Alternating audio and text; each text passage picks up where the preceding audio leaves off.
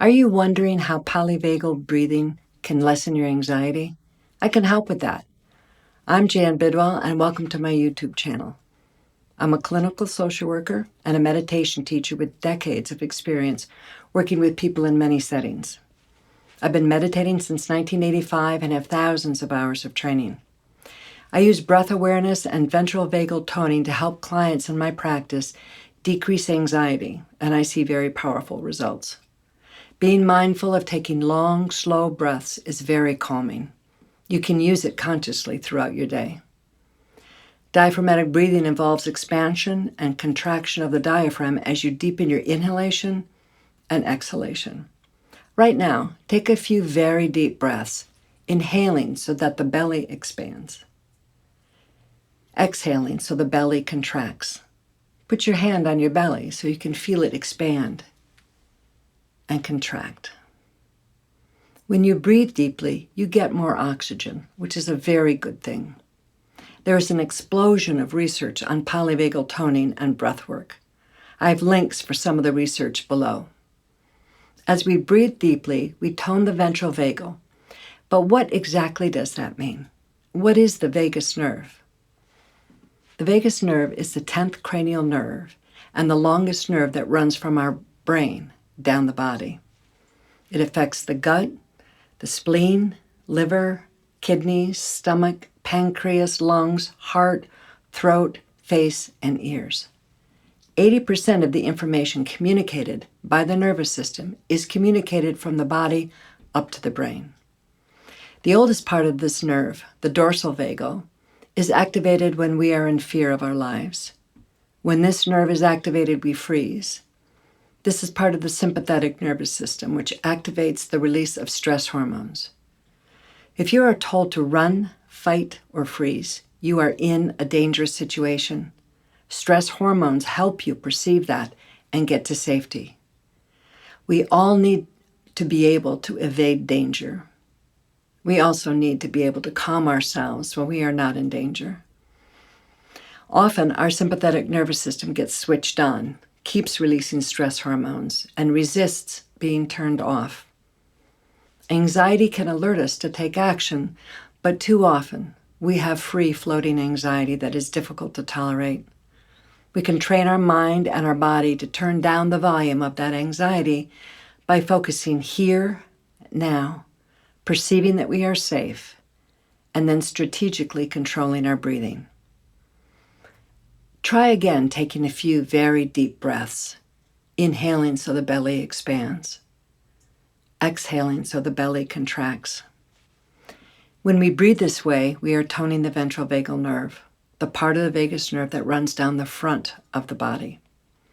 This is part of the parasympathetic nervous system, which calms us down. It's the rest and digest response.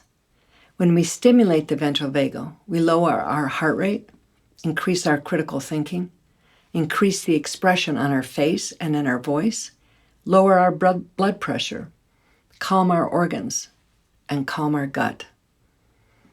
So when you hear people talk about toning the vagus nerve, they're referring to toning the ventral vagal nerve. I'll put some links to the research below if you want to dive in.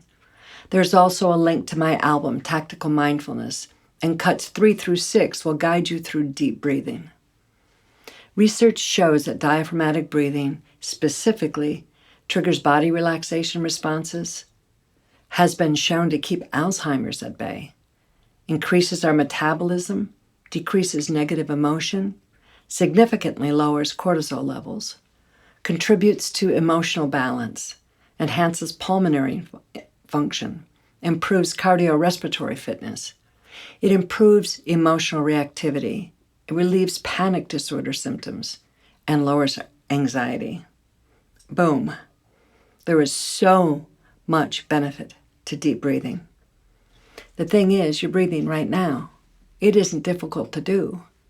Doing it in a focused way may take a little work, but not that much.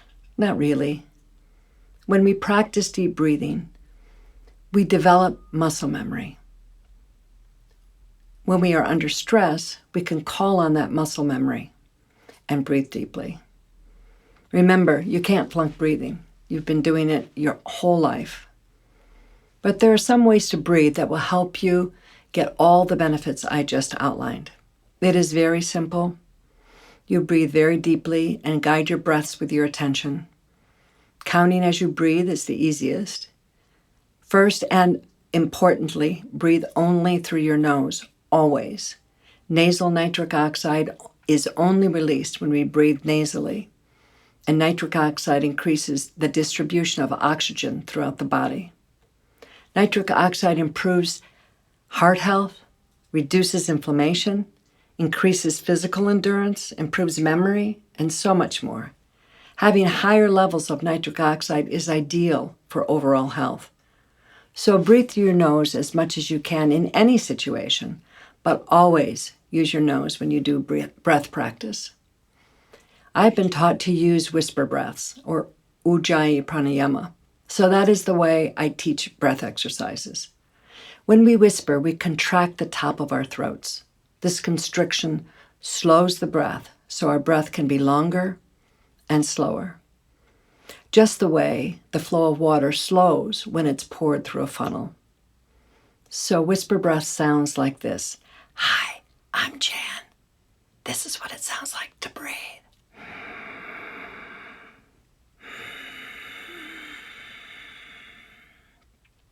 Play around with it. You'll be able to slow down your breathing and so stimulate the diaphragm more deliberately. You can put a hand on your belly to feel it puff out on the in-breath and then contract on the out-breath. As you inhale to your upper chest, your mid-chest, then your lower chest, breathe so deeply that your belly sticks out. On the exhalation, contracting your belly first, emptying your mid-chest, then your upper chest. That is how we engage the diaphragm. Even though we have been breathing for our entire life, that doesn't mean we do it in the most powerful ways. You know deep breaths make a difference because you've been hearing people tell others to calm themselves by breathing throughout your lives. We hear people say, just take a couple breaths. Calm down, take a breath. We keep repeating that because it is helpful. It does calm us down. Working this into your schedule daily during your normal routines will help you develop the habit. It doesn't matter which time you choose. Just make sure you can focus on counting breaths as you practice. It is best to begin to pick a couple of times to practice. If you can start with a few minutes, you will feel many benefits quickly. Try doing it as you get dressed in the morning. Maybe as you shave or put on makeup. Groom your hair. If you're a music buff, try doing the in-breath to 1 or 2 bars of music and the out-breath the same. Try doing it for an entire song. Or maybe do this while you're driving or walking. Choose some of those times, then do it that way consistently for a few months. Then it will become a habit. Try to practice in a very focused and consistent way. It may be best for you to sit still and do this breathing, but I find my clients don't always have the time to do it consistently that way. Be tactical. Find a way that is best for you. As I was planning this video, I would take a break for a minute or so and breathe deeply. My thoughts came more clearly because I felt more relaxed. I could pay attention a bit better. But it is already a habit for me, so I spontaneously use it when I need to concentrate, calm down, or when I want to relax and enjoy something. Try to bake in the habit for yourself. With practice, you'll have the muscle memory of taking very deep, slow breaths. Doing it with structure and intention is what is important. Do it every day. You're already breathing. Just pay attention and breathe deeply. Remember, you can't flunk breathing. In the next video, I will lead you through a round of diaphragmatic breathing. If you are learning from this content, please click like below and subscribe. You can check my upcoming workshops at janbidwell.com. If you have any questions, just email me from my site. Thank you so much for stopping by.